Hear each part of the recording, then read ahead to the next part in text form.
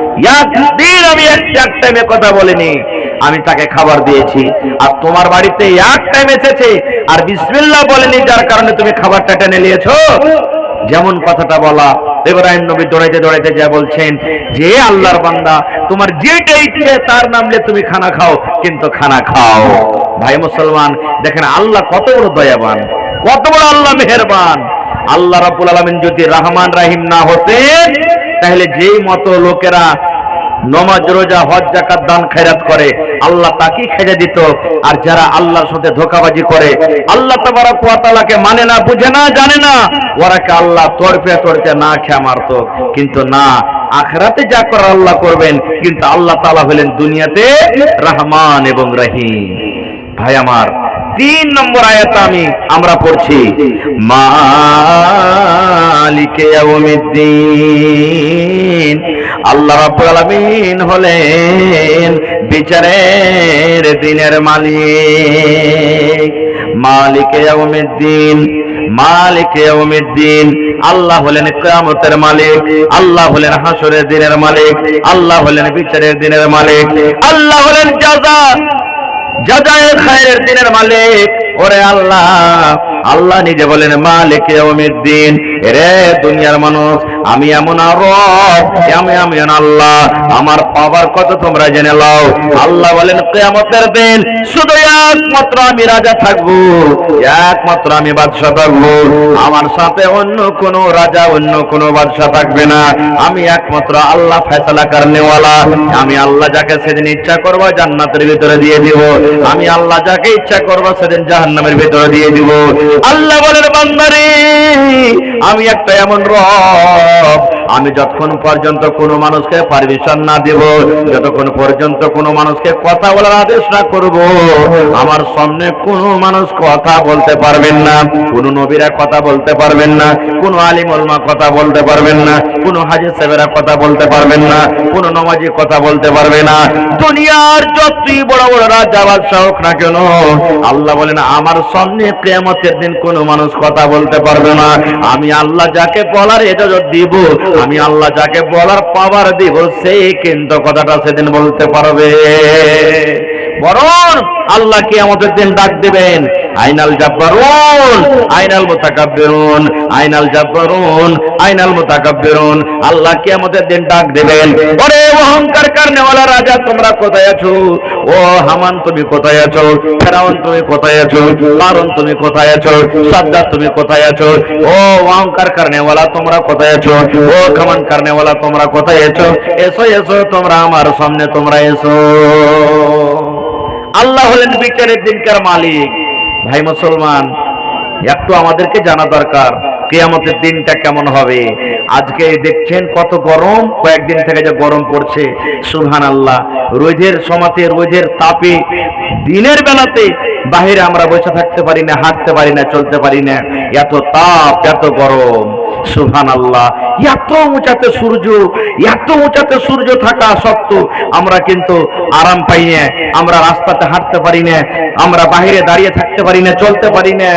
কিন্তু মুসলমান, আল্লাহর নবী বলেছেন উম্মত রে, যেদিন কিয়ামত কায়েম হবে হাসরের ময়দানে, ওই বিচারের দিনে ওরে আল্লাহ মানুষের মাথার উপরে সূর্য থাকবে। কতখানি মাথার উপরে সূর্য থাকবে?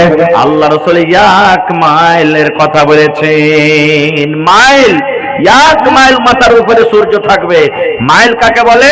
এই যে আমরা সালাই ধরাই, সালাইয়ের কাঠি, সালাইয়ের ভিতরে কাঠিটা থাকে, ওই কাঠিকে মাইল বলা হয়েছে। কিংবা এই যে আমরা সুরমা দিই চোখে, চোখে সুরমা দিই, এই সুরমার ওই যে খড়িখাটা আছে, কাঠিটাকা আছে, তাকে মাইল বলা হয়েছে। কিংবা দুনিয়ার যেটা নাপ আছে মাইল, এই মাইল বলা হয়েছে। ভাইরে, এই দুনিয়ার যদি না পেলেন বন্ধু, 1 মাইল উঁচাতে যদি সূর্য থাকে, সুবহানাল্লাহ, তাহলে বলেন বন্ধুরে সেই দিন মানুষের অবস্থা কেমন হবে? আল্লাহ নবী বলেছেন ওই কিয়ামতের দিন মানুষের মাথাতে কাপড় থাকবে না, মানুষের শরীরে কাপড় থাকবে না, মানুষের পরনে কাপড় থাকবে না। নর হোক কিংবা নারী হোক, বেটা ছেলে হোক কিংবা বেটি ছেলে হোক, সমস্ত মানুষ কিয়ামতের দিন কিন্তু উলঙ্গ হয়ে থাকবে। কেউ কাপড় পিনে থাকবে না, সব মানুষ উলঙ্গ হয়ে থাকবে। যেমন কথাটা বলা আল্লাহ নবীর স্ত্রী মা আয়েশা রাদিয়াল্লাহু তাআলা আনহা লজ্জার কারণে, শরমের কারণে মুখখানটা ঘুরিয়ে নিয়ে বলছেন, নবী গো, বড় লজ্জার ব্যাপার, কেমন করে কিয়ামতের দিন নিজের ইজ্জতের রক্ষা করব? আল্লাহ রাসূল বললেন, আয়েশা রে, ওই কিয়ামতের দিনটা এমন ভয়ঙ্কর দিন হবে, ওই কিয়ামতের দিনটা এমন কঠিন দিন হবে রে আয়েশা, ওই কিয়ামতের দিন কোন মানুষ কোন মানুষের দিকে দেখবে না, কোন মানুষ কোন মানুষের দিকে তাকাবে না, কোন মানুষ কোন মানুষের দিকে ধ্যান করবে না যে কে কাপড় পিন্দা আছে, কে উলঙ্গ হয়ে আছে, কে কাপড় পিন্দা নাই, কে উলঙ্গ হয়ে আছে। এরকম কোন মানুষ কিন্তু কোন মানুষের দিন, কোন মানুষের দিকে কিয়ামতের দিন দেখবে না। মানুষের একটাই মুসিবত থাকবে, মানুষের দিমাগে একটাই শুধু মানুষের ভিতরে টেনশন থাকবে, একটাই মানুষের দিমাগে থাকবে, কিয়ামতের কঠিন দিনকে দেখবে, কিয়ামতের দিন ভয়ঙ্কর দিনকে দেখবে, আল্লাহর জাহান্নামকে চোখে দেখবে।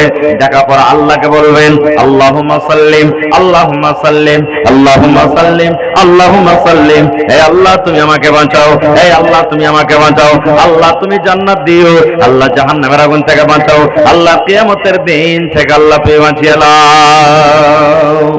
এত কঠিন দিন হবে, সুবহানাল্লাহ। কিয়ামতের দিনটা কত কঠিন দিন হবে, সূরাতুল হজ খুলে দেখবেন, আল্লাহ তাআলা সূরাতুল হজে বলছেন, শুরু থেকে দেখবেন, মা খালাকে পেটে সন্তান থাকে কত কষ্ট হয়, সন্তান দুনিয়াতে আসতে গেলে মা খালাকে কত কষ্ট হয়, কিন্তু আল্লাহ রাব্বুল আলামিন কোরআনে বলেন, এরে দুনিয়ার মানুষ, কিয়ামতের দিন মানুষের এত কঠিন দিন হবে, কিয়ামতের দিনটা এত কঠিন দিন হবে। আল্লাহ রাব্বুল আলামিন বলেন, দুনিয়ার মানুষ রে, যে মহিলার পেটে সন্তান, ওই সন্তানটা কিয়ামতের ডরে ভয়ে কখন খালাস হয়ে যাবে, ওই মহিলা কোনো কষ্ট পেরেশানি বইতে পারবে না। এত কঠিন দিন হবে। আপনারা জানেন, যারা মদ পান করে নেশা লেগে যায়, রাস্তা দিয়ে হাঁটে, হিলডোল করে, আর কত রকম কথাতে বাড়ি পড়ে, আর রাস্তাতে টুকরা টুকরা হাঁটে। আল্লাহ রাব্বুল আলামিন বলেন, কিয়ামতের দিনটা এমন দিন হবে, কিয়ামতের দিনটা এমন খতরনাক দিন হবে, ওই কিয়ামতের অবস্থা দেখে সুবহানাল্লাহ নবী বলেন, আল্লাহ রাব্বুল আলামিন কোরআনে বলেন, মানুষেরা মনে হয় নেশা পান করে আছে, মানুষেরা মনে হয় নেশার হালাতে আছে, মানুষেরা মনে হয় মদ পান করে আছে, কিন্তু আল্লাহ বলেন, দুনিয়ার মানুষে ওই কিয়ামতের দিন কেউ মদ পান করে থাকবে না। আল্লাহ রাব্বুল আলামিন কিয়ামতের ডরে, কিয়ামতের ভয়ে মানুষ নেশা মদ পান করে যেমন পাগল হয়ে যায়, ওই মাত্র মানুষেরা পাগল হয়ে যাবে। এত কঠিন দিন হবে। সেই কিয়ামতের দিনের কথা আল্লাহ তাআলা কোরআনে অন্য জায়গাতে বলছেন, ইয়াউমা ইয়াফিরুল মারউ মিন আখিহি ওয়া উম্মিহি ওয়া আবিহি ওয়া সাহিবাতিহি ওয়া বানিহি। আল্লাহ বলেন, ওই কিয়ামতের দিন মা বেটাকে চিনবে না, বেটা মাকে চিনবে না, সুবহানাল্লাহ, ভাই ভাইকে চিনবে না। ওই কিয়ামতের দিন নিজের বাপ বেটাকে চিনবে না, বেটা বাপকে চিনবে না, মা বেটাকে চিনবে না, মা বেটাকে চিনবে না, স্ত্রী স্বামীকে চিনবে না, স্বামী স্ত্রীকে চিনবে না। আল্লাহুস সামাদ, যেটা দুনিয়াতে আমাদের স্ত্রী, আমাদের বিবি, ওরে সুবহানাল্লাহ, যার জন্য আমরা এত কষ্ট করে রাত দিনকে একটা করে কত লালন পালন করেছি, তাকে তার খাবার ব্যবস্থা করেছি, কাপড়ের ব্যবস্থা করেছি। আল্লাহ বলেন, দুনিয়ার মানুষ রে, তোমার স্ত্রীটাও কিয়ামতের দিন তোমার সাথে চিনার করবে না, দেখা করবে না, কারণ সব তোমাকে কিয়ামতের দিন ছেড়ে পালিয়ে যাবে। কেউ কাহাকে দেখবে না কিয়ামতের দিন। একটা নেকি কমে যায়, সুবহানাল্লাহ, কেউ দিবে না রে ভাই, কেউ দিবে না কিয়ামতের দিন একটা নেকি। তো ভাইরে, মেলায় কথা আছে বলার, এই এক ভাগ কোন রকম আপনাদের সামনে কথাটা রাখলাম। মেলায় কথা আছে বলার, এই সূরাটা যদি বলা হয় 1-2 ঘন্টা আরো লাগবে। আল্লাহ তাবারক ওয়া তাআলা এই সূরাটাতে এত কিছু দিয়েছেন ভাই মুসলমান। তাহলে এটা হলো আল্লাহর ঘর, মসজিদ। মসজিদ আমাদেরকে বানাইতে হবে, ছাদ করতে হবে। প্রায় 2 লক্ষ টাকার দরকার আছে।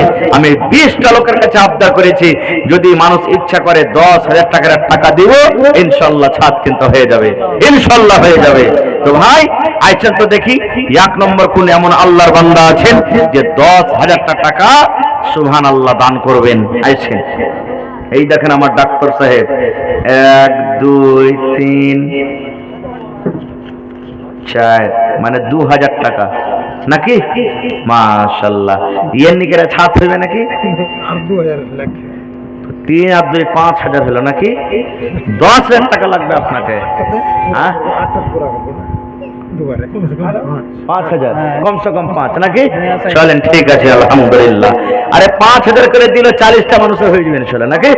হ্যাঁ ইনশাআল্লাহ। একটু জোরে বলেন নারে তাকবীর। হাজি তোমরা ভাত খাওনি নাকি কেউ? হ্যাঁ, সুবহানাল্লাহ। এই দেখেন আমার ডাক্তার নাজিদুল্লাহ সাহেব 5000 টাকা দান করলেন। মাশাআল্লাহ, জাযাকাল্লাহ।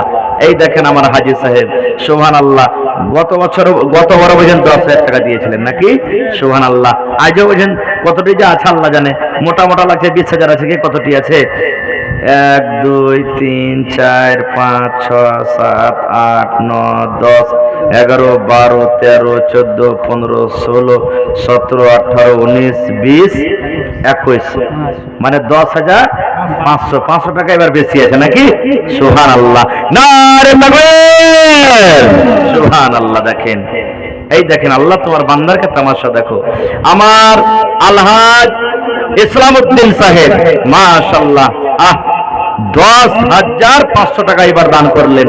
সুবহানাল্লাহ। মরা মানুষ, আল্লাহ এই খিদমত করার জন্য বুঝেন আল্লাহ ওকে দুনিয়াতে বাঁচিয়ে রেখেছে। সুবহানাল্লাহ। হায় রে আল্লাহ, কত কষ্ট, কত পেরেশানি। আল্লাহ দেখো তোমার বান্দা 10,000 টাকার আবদার করেছে, আল্লাহ 10,500 টাকা জমা করে দিয়েছেন। আর তার বেটা ডাক্তার নাজিদুল্লাহ সাহেব 5,000 টাকা দান করে দিলেন। সুবহানাল্লাহ। তাহলে 15,500 টাকা হয়ে গেল দু বাব্বাটার। মাশাআল্লাহ, জাযাকাল্লাহ। এই দেখেন আমার সুবহানাল্লাহ বাবজি মোহাম্মদ শরীফ সাহেব 1 2 3 4 5